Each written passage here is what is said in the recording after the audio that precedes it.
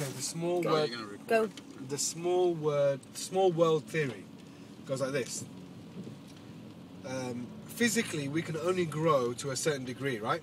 Would you all agree that physically you can eat certain amounts of food and you can grow, you can train, and you can physically grow so big, Yeah. right? Because your DNA won't let you grow any bigger. Yeah, when you can keep eating and eating, and you know, some people will become the fattest people in the world, and they will get bigger, and some people train and they get bigger, and that's great. But it doesn't. You don't grow to the point where everything around you becomes smaller, Yeah. right? Not significant anyway. So imagine this: spiritually and mentally, you can carry on growing, right? Yeah. Because you can't measure the size of your spirit.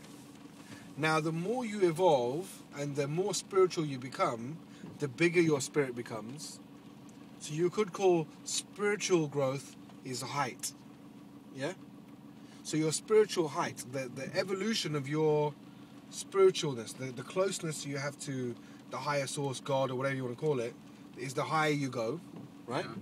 Which is the taller you become. And your mental growth is width. Okay?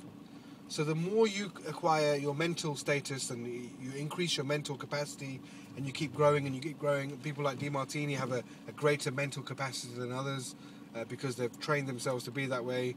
Einstein, if you look at the great people, Socrates, Plato, all these amazing people, Emerson and Henry Ford, they've expanded their minds. Stephen Hawking's another example. His width is immense, right? So spiritually you can grow height, mentally you can grow wider. Now imagine this: who knows how wide you can go, and who knows how tall you can go? So imagine this: if you are spiritually taller than that building, mentally wider than this road, Yeah. all of a sudden what happens? The world now becomes smaller. And you'll find the people that keep having this statement or conversation of, wow, you know what, the world's getting really small. You will find that they are probably practicing more spiritual and mental evolution within themselves than the average person. For me to meet so many other people, and I think that most other people right now are probably doing more mental growth and spiritual growth than others, because it's more, people have become more conscious of it because of all the coincidences that the technology is allowing us, and we're understanding that things are working through waves and stuff like that. So